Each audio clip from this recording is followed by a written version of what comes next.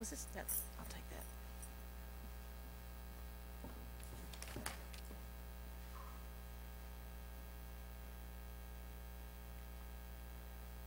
Good morning. I'm Rick Lenz. I'm, as they mentioned, the disaster response coordinator for Oklahoma and Texas.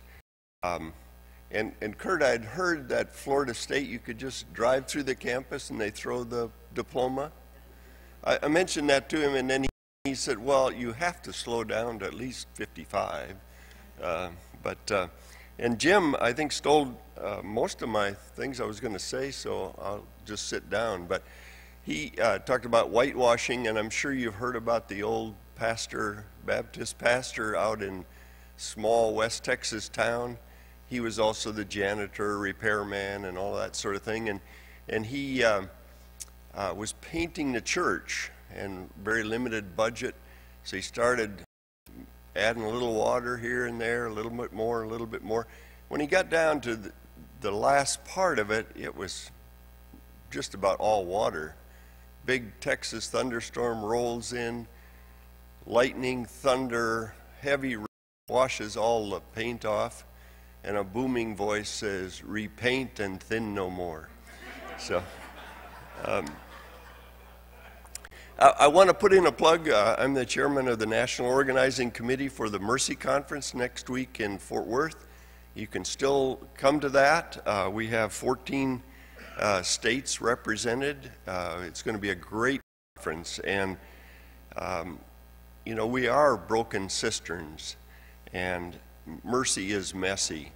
At our church in Fort Worth, and we've moved now, but the church in Fort Worth, we have a Super Wednesday where we bring in children and from the local community who have kind of congregated around our church, and we have talked about, we tutor them, help them with homework.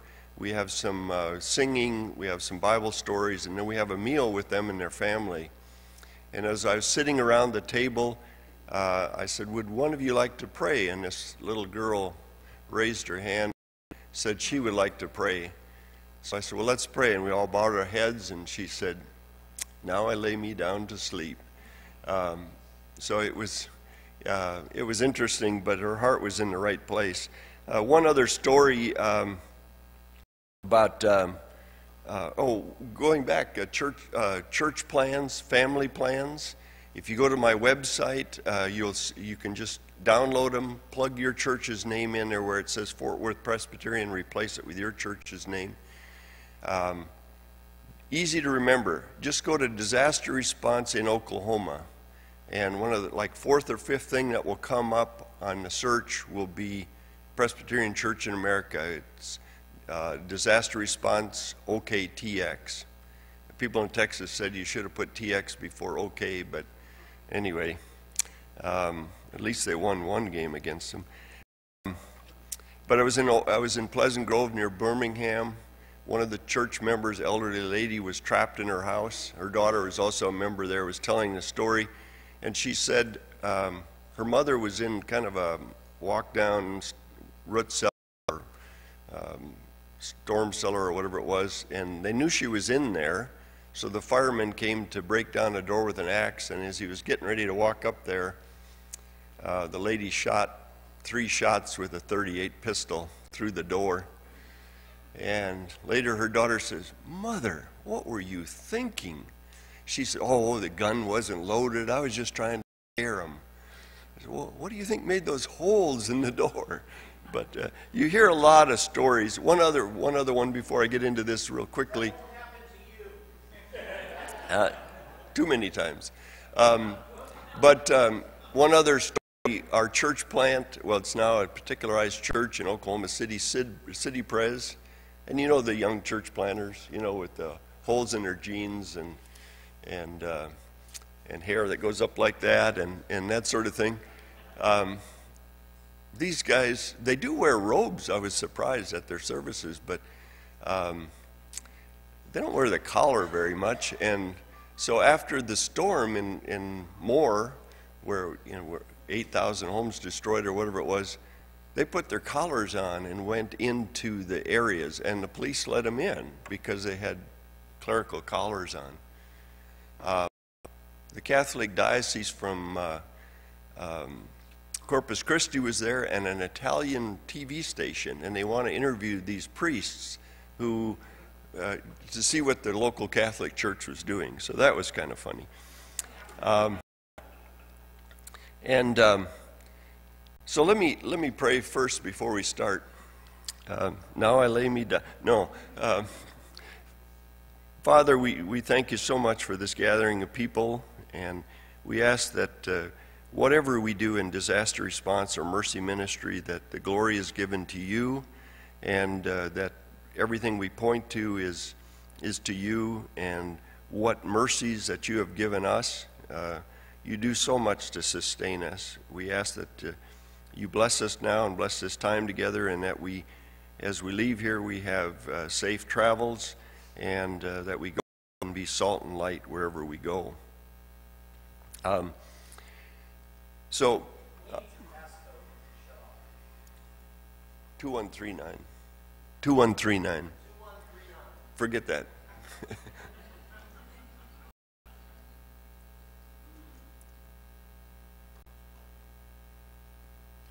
2139 again. 2139 again. Very creative. Okay.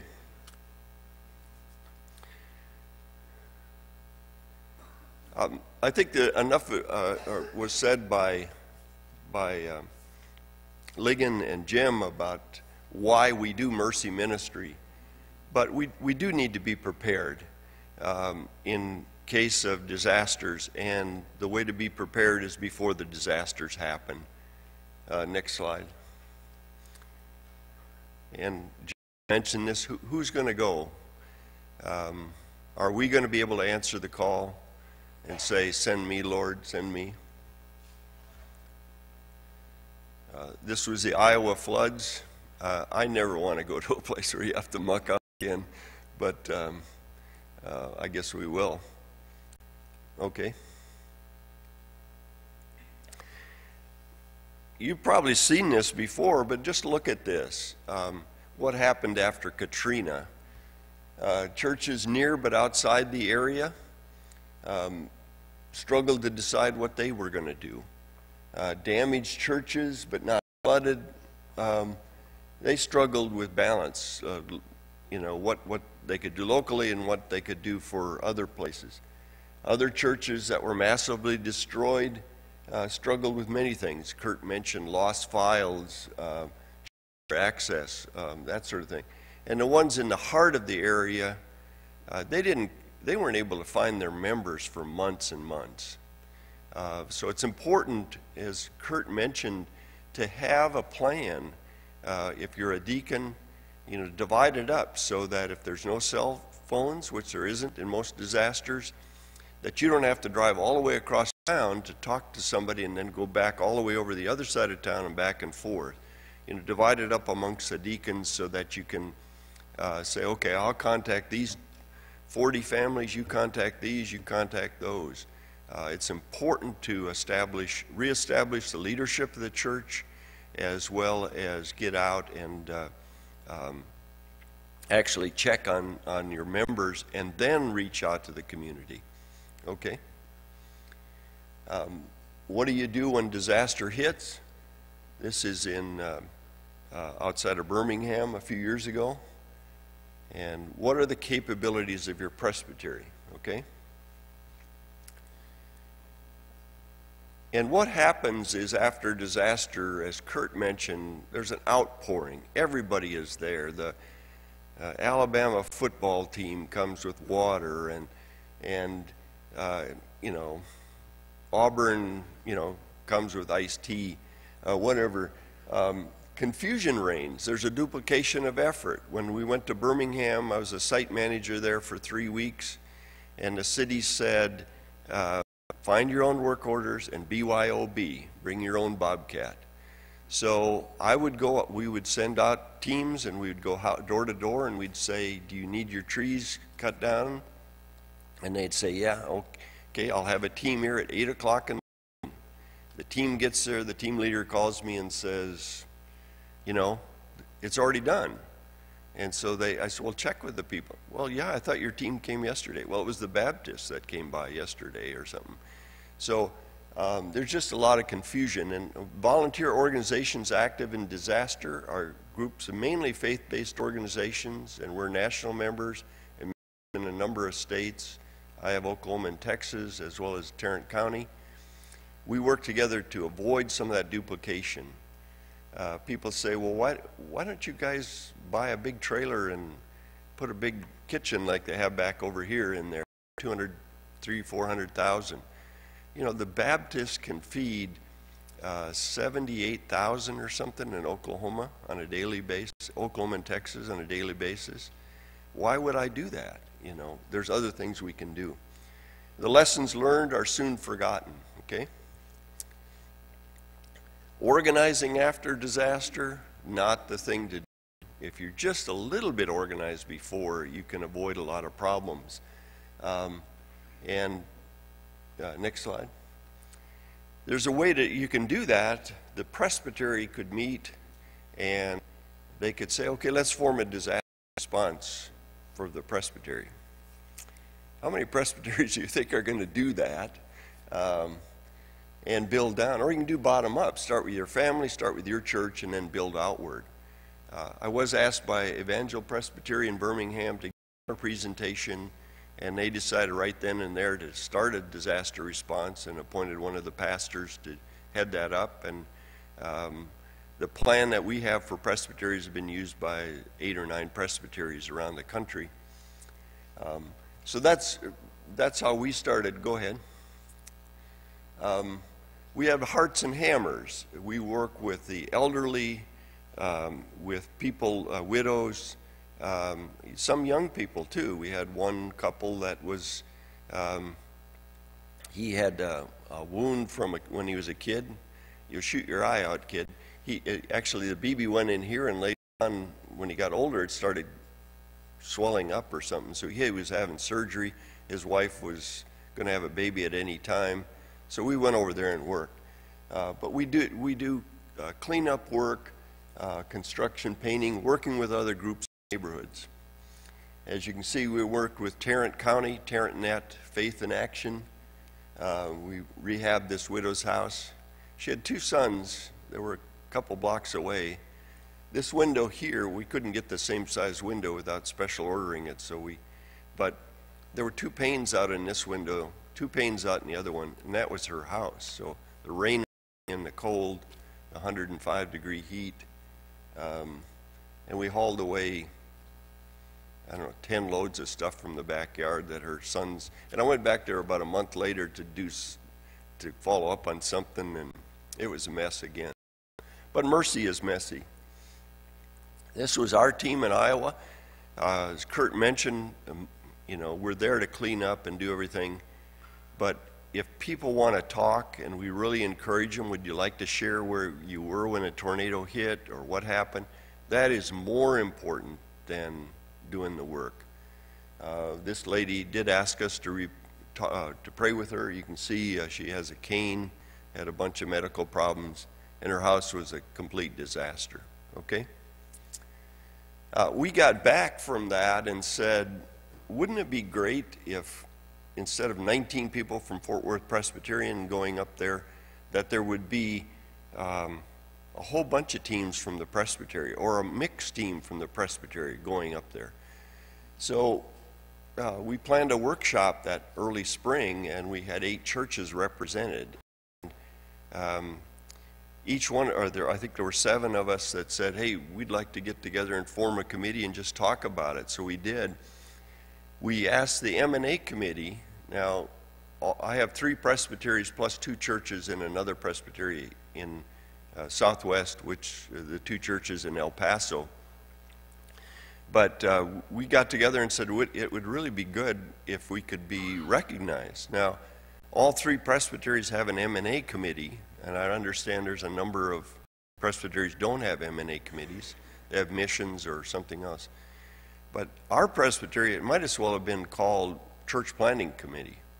Now, I realize church planting is important, but anyway, but that's the only thing they did. mean, there was nothing else. So we got recognized by them. They recommended to the presbytery that we be recognized as a subcommittee, and which we were, and they accepted our plan. The plan that's online, and like I said, you can download it. Disaster response and OK. Since then, after they've seen the work that we've done in Central Texas, at the M&A chairman, Dave Clellan, we were working down in the wildfires near Bastrop, and there's wildfires there again. It burned 700 acres the last few days.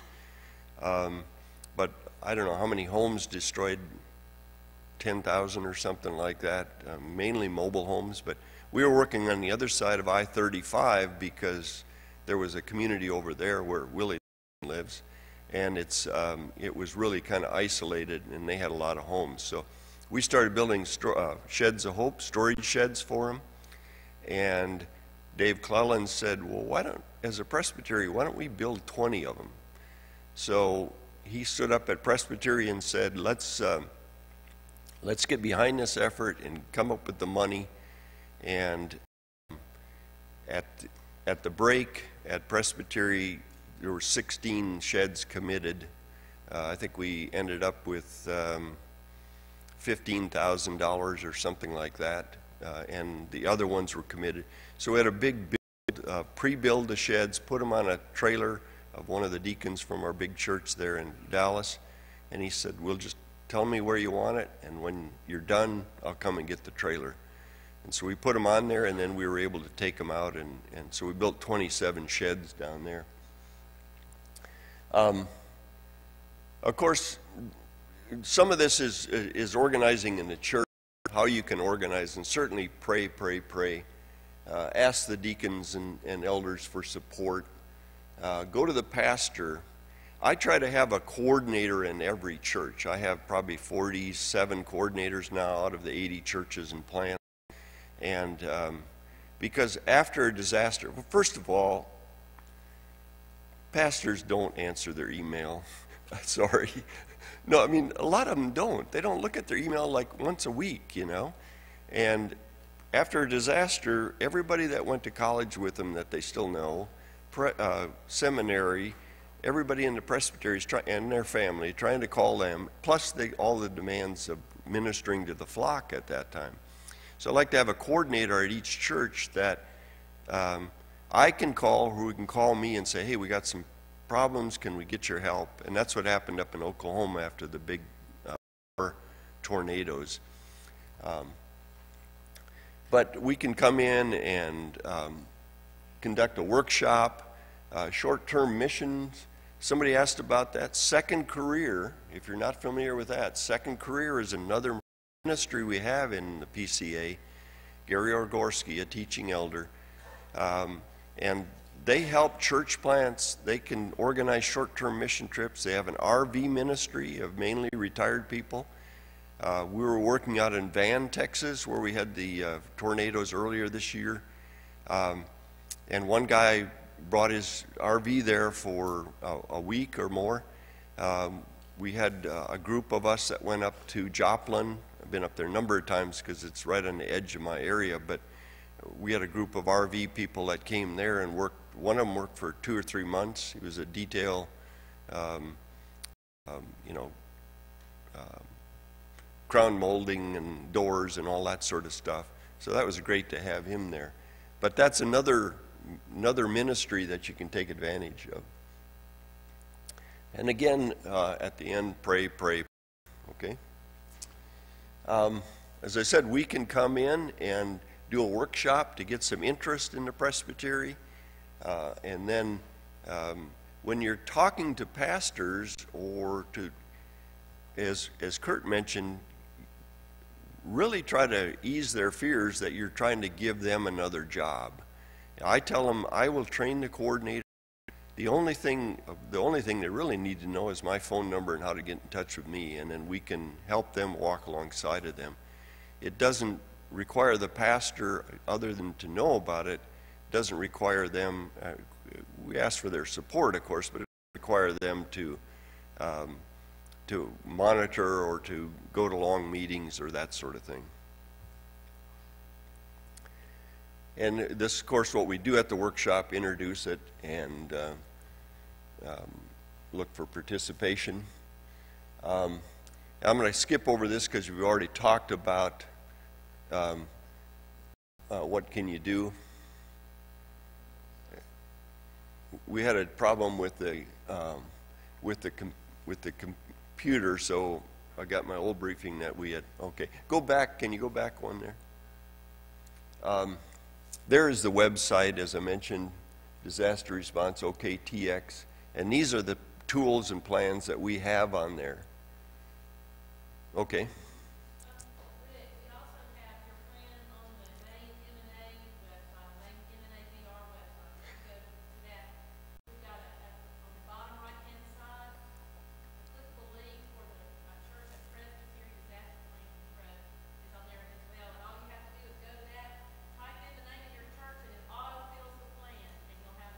Okay.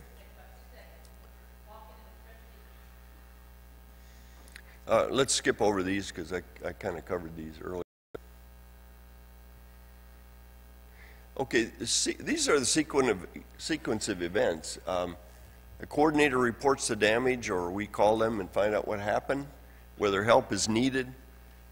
If it's a regional disaster, I would then check with the presbytery. We met in Oklahoma with 8 or 9 pastors, I guess it was, when the Moore tornado hit, and we asked, what do you want to do? And these are some options, and they decided they were going to build sheds of hope. We ended up building 200 up there. Initially, we started building from kits, but if you're in construction, you know what the kits look like. Instead of studs, there's 2x3s that, 3 2x3s that are holding 2 pieces of 4 sheets of plywood together. It's really, and so we had a contractor up there that donated $53,000 worth of siding and trim, and we were able to, and John Brown, who is our National Sheds of Hope coordinator now, a teaching elder, great guy, was a carpenter in Northern Ireland before he came here, so he's great to work with. Rick, move it a wee bit this way.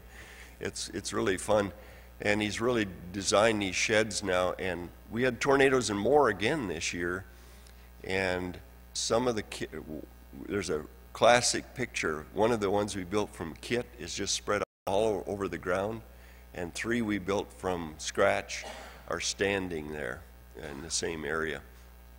But we had about $430,000 along with the donations that were raised for Oklahoma. And that's because we were able to request assistance from M&A and energize the greater PCA. And then we can send in assessment teams and first responder teams that would set up the volunteer place, get the church stabilized, arrange for a site manager, coordinate volunteers, and raise funds, and that's what Sherry and them do. And I know she said 15. This kid is actually 15 and a half. He's the son of our deacon, and this was on his property right near Love Field. They had a huge plant there, and these are what sort of volunteers, some of the things for volunteers. Okay.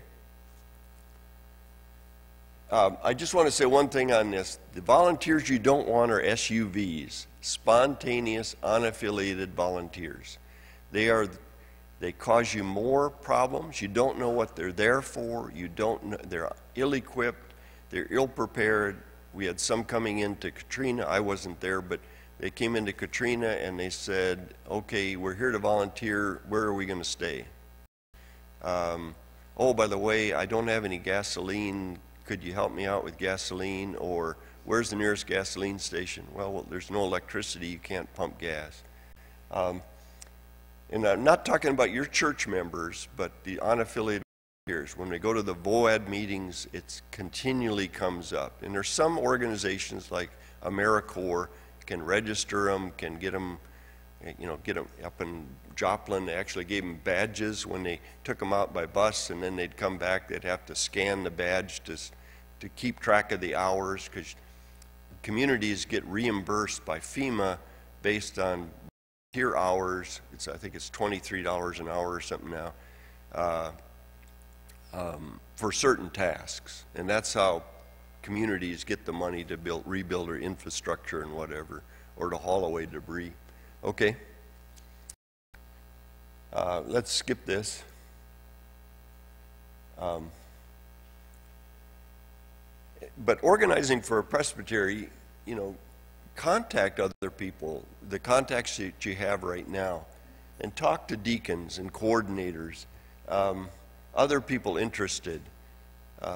Publicize it. We sent out emails, and I was able to talk at the presbytery, and I attend the M&A committee meetings at the very beginning and give them reports. When I first started, they were reluctant to open the checkbook. 2 years ago, they gave me $1,000. Last year it was $3,000. This year it was $3,000. So we're able to do things like conduct workshops in the presbytery.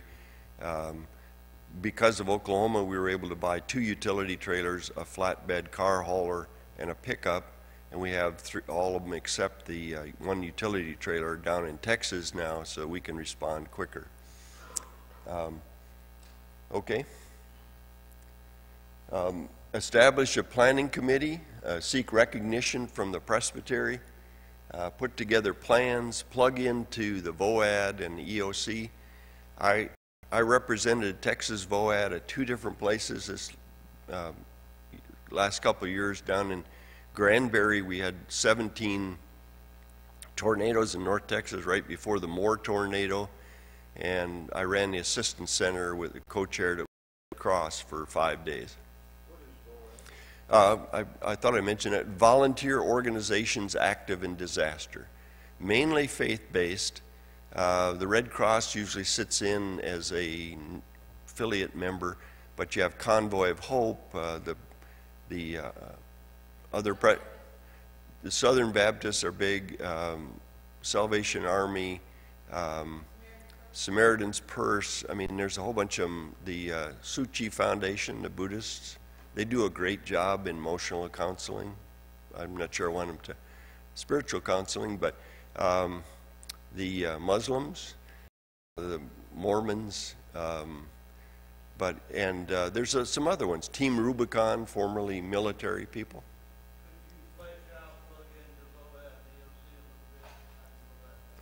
Yeah, if you're interested, there's a lot of communities. I don't know how many we have in Texas, either city ones or county VOADs. And if you go and say, hey, I'd like to become a member of that, they would be love to have you. Now,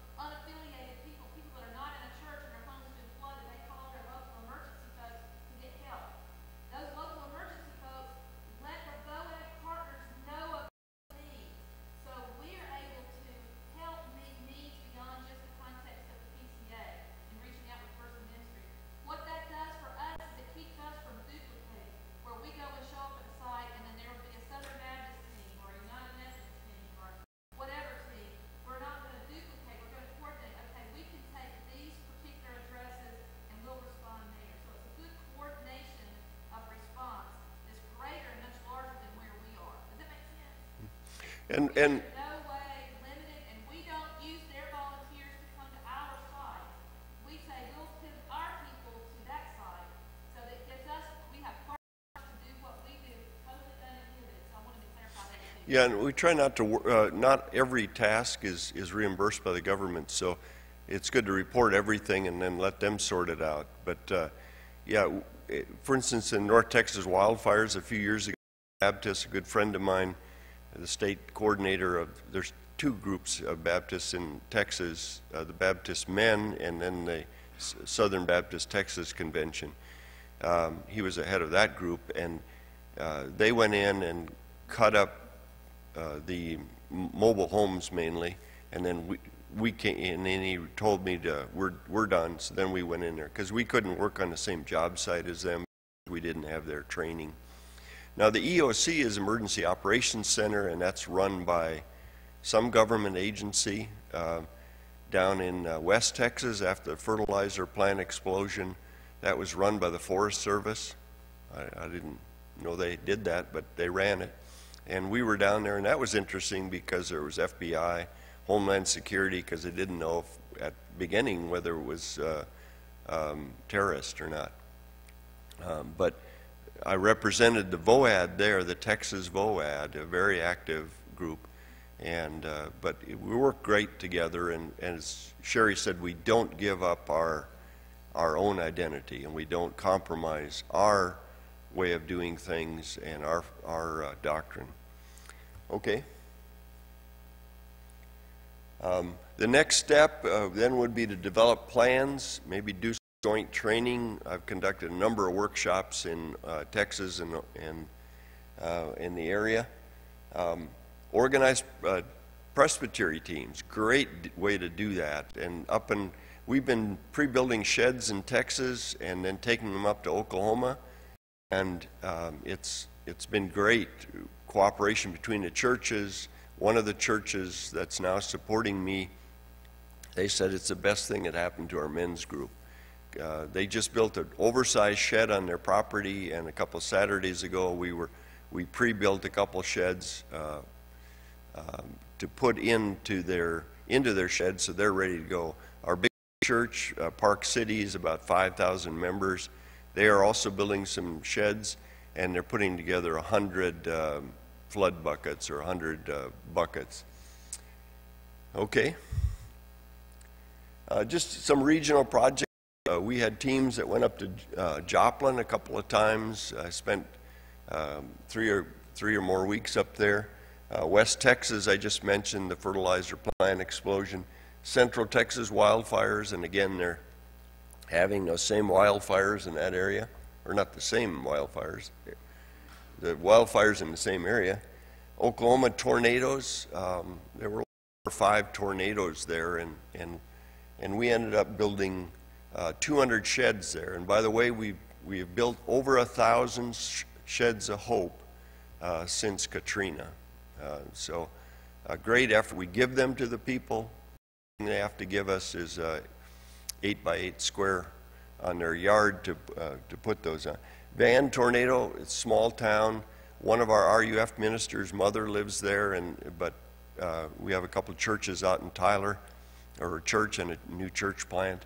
And so we decided to go out there. So John Brown has been out there. They built, I think, 17 sheds. Plus they built a shed for a missionary from Park Cities in Dallas. A tree fell on his house from some of the storms. Interesting thing, and I'll wind it up here, but interesting thing out in Van was that or two things. The dog pound was partially destroyed, but the shed where they kept all the supplies was destroyed, or food. So we built a shed for them. John Brown could be mayor of that town right now. They just love him. And Metrocrest in Carrollton, Texas, had a big classroom, portable classroom, and they were getting ready to condemn it. I don't know why, it's perfectly good, but they were getting ready to condemn it. And John used to be a pastor there, and he talked to somebody in Van, and he said, I'd like to come and get that and provide and cut it up, because it's pretty big, cut it up and make 4 homes. And so they're arranging to do that now. So they'll come and separate it, put it on trailers, haul it out there, and make homes out of it. So just some great connections that you get with these things. Okay? Well, there you can see the numbers. These were pictures of the ones down in the wildfires down by Spicewood.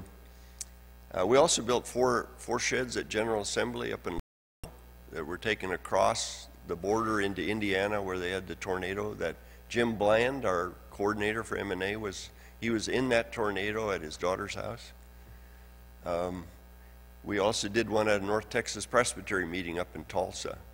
And it's kind of interesting, you know, when you talk to somebody and say, well, I'm going to be in El Paso, maybe you get together for lunch.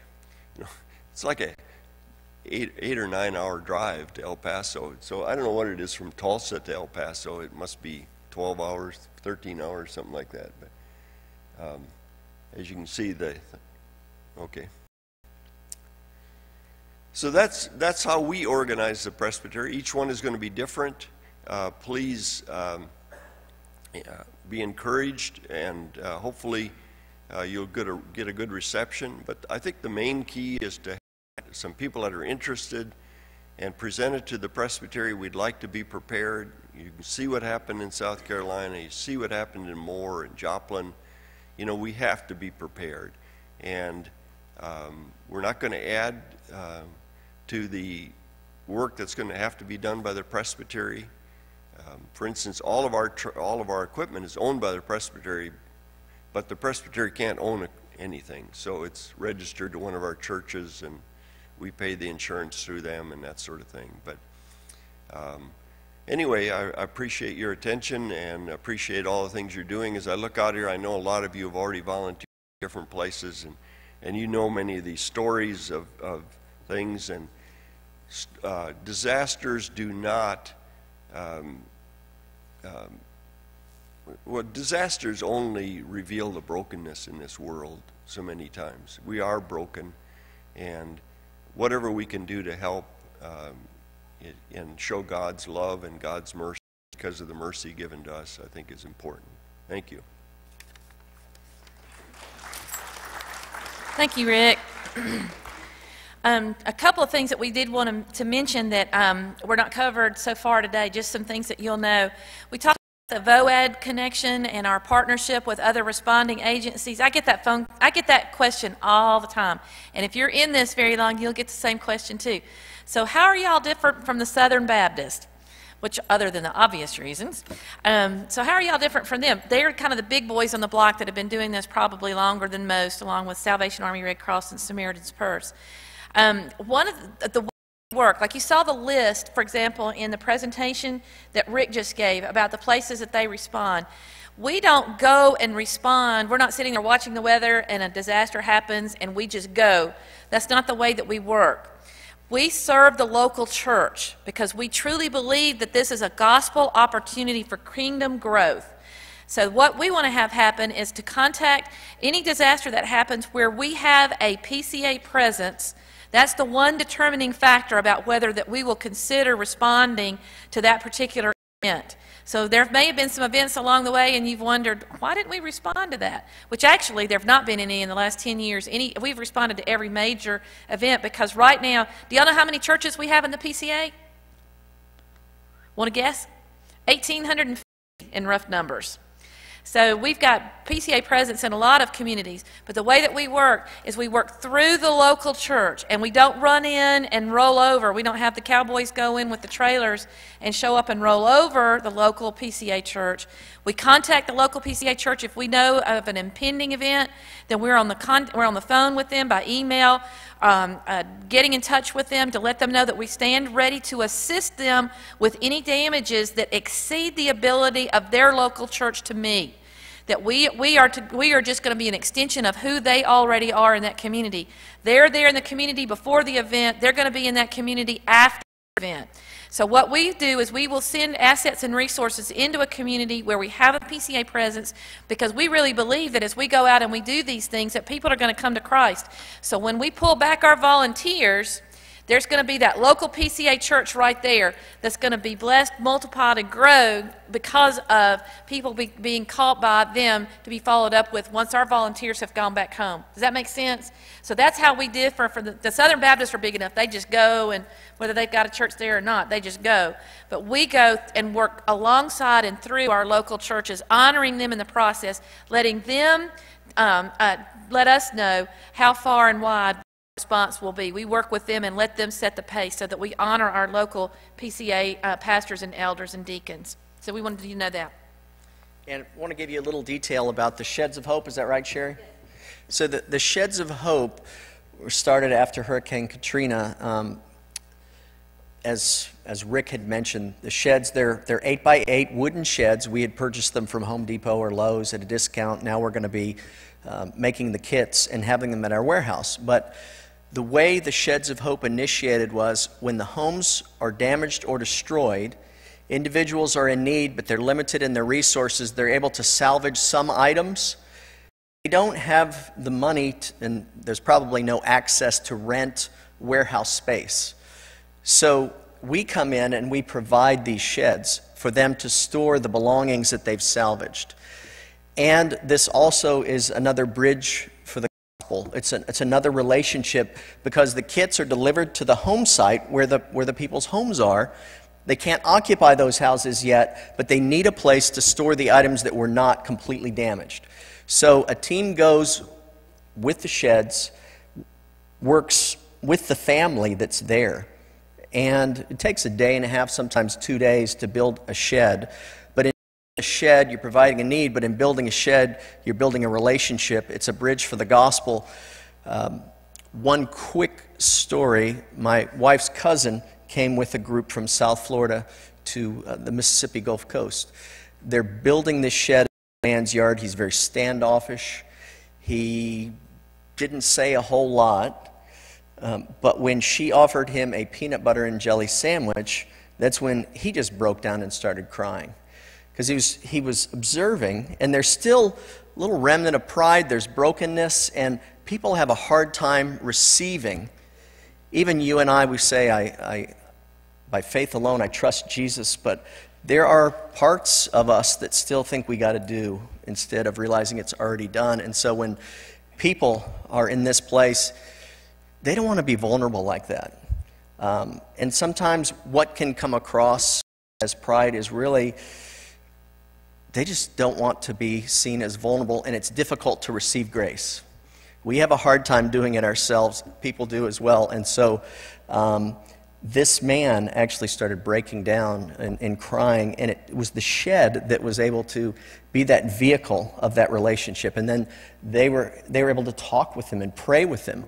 And we had the church that was present, and he actually began to attend the church. As Sherry said, we go into an area where there's a church, and so that they follow up, and we were the ones that followed up. And these stories are true, and people's lives are really affected. Sheds of Hope, just to give you that detail, it's really kind of become our bread and butter, and we'll probably be doing that in the Carolinas. So this is a great way for a youth group to come. It's a great way for any group to come. You're a day and a half building these sheds. And you want to say something? One of the new plans that John and Ron have come up with is we'll have teams that will bring pre-built sheds in and put them up. But then we're going to assign that shed to a local church, if there is one right there. Then they will come out, they will arrange with the homeowner to come out and together paint that shed rather than us painting it like we did the home. They'll paint it, and then maybe even come out, every once in a while, meet with them, have lunch or something, repair any damages or, things that need to be repaired. But trying to assign it to a local church that would then do the follow-up with the people. It's so important to connect them and not negate the work that the local church is doing before the disaster. Now I feel like we've gone to the treetops. We've come down a little bit to the ground level. I know you're probably still confused, and there's a lot of words and terms that are unfamiliar. We're going to be concluding soon, but just to let you know, we're we're working with you. We're here as a resource to walk with you, to talk with you. You've got our email information, and we can email back and forth as well as talk, and we can come to your church. So if you're confused a little bit right now, that's okay. And the best way for your confusion to be eliminated is to go, because really that's where you begin to see God at work. And these theories and the things that we've talked about that may seem a bit ethereal, they actually, your eyes will be open when you go, and you'll understand a little bit better what we're talking about. I just want to thank you guys, too, for coming, even though we're not concluded yet. I do want to thank you. Have there been any, so at what level are they resolved? Liability issues as far as the insurance? Will insurance cover that? The liability issues in the Carolinas?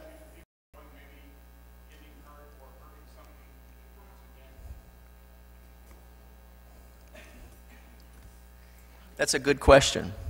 And I've got the answer. We do not let any volunteer serve that is uninsured, period.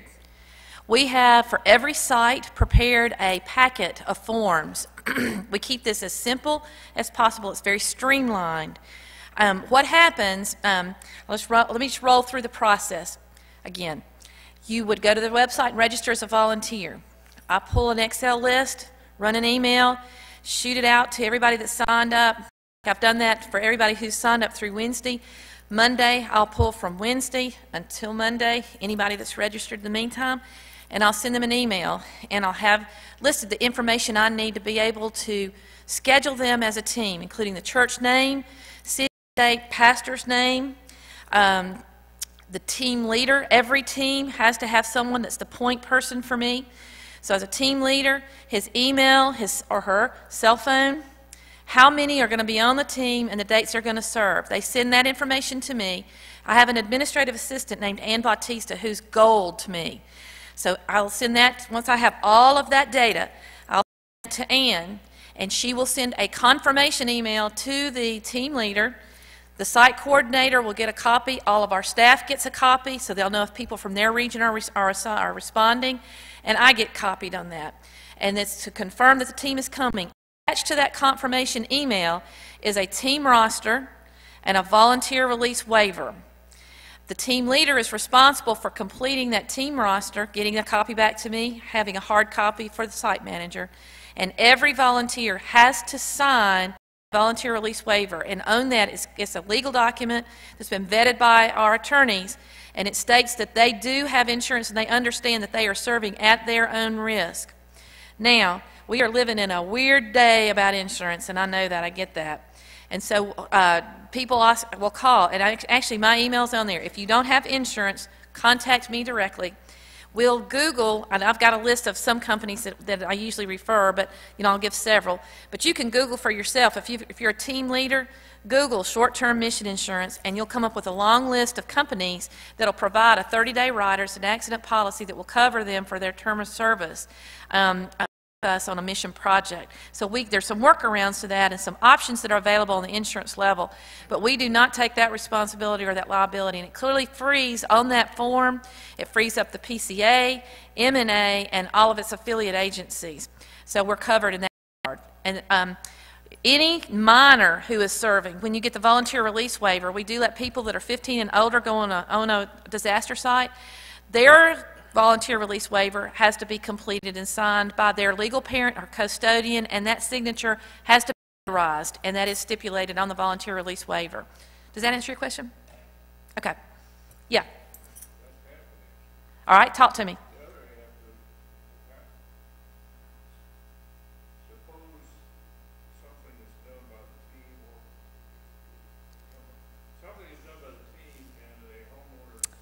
So glad. Yes, and I didn't bring that up because that's a great question. We are covered for that because that's the other part of the forms that are completed that the site manager has that he takes care of. Each site, like right now in South Carolina, I have 4 sites. I have 2 site managers at every site, so somebody's on all the time, and they kind of can give each other a break as they're serving. the part of the forms that we prepare and give to them includes the team roster, the volunteer release waiver, but there's something called the homeowner release of liability form. Because believe it or not, we did in Iowa paint somebody's house, and they got hecked off because they didn't like the color. But we had a property owner release of liability, and I was like, you signed off on this, understanding these are volunteers who are serving at your pleasure. I mean, you're just going to bump into things along the way where something's not good. It wasn't our group, but I'll tell you something else, and I think that was in Iowa, if I remember right, where there was a team I heard about. It was not PCA, thank goodness. Some team from some other group went in and mucked out the wrong house. That was a day, and I was going, oh, thank you. It wasn't with the PCA. Oh, my goodness. I don't even know what the answer was to all that. But we do have a property owner release of liability form that every property owner has to sign off on before we'll let a volunteer step foot on their property. Great question. But your site manager handles all of that for you. And you especially want that with tree removal. Oh, And yeah. You've got guys with chainsaws, and they just want to use those chainsaws. You do not use chainsaws unless we have approval, because that's one thing. If there's a tree in a precarious situation, you can cause more damage to the house. I have been amazed in this work over the last 10 years to find out how many, not picking on anybody, but how many doctors and lawyers have chainsaws that they never use until there's a disaster. It's like, I'm going to flex my He-Man testosterone muscle and go out there and chop down a tree, and they have, they're through a roof or whatever, but so it happens. So anyway, we do have chainsaw classes at our national workshop, so if you want to use your chainsaw and you're a doctor or lawyer, please come, and we'll teach you how to use it. Thank you. Now, Any other questions? These are great questions. they are great questions. That's actually the Oh, we got one in the back. million-dollar question. Yes, ma'am.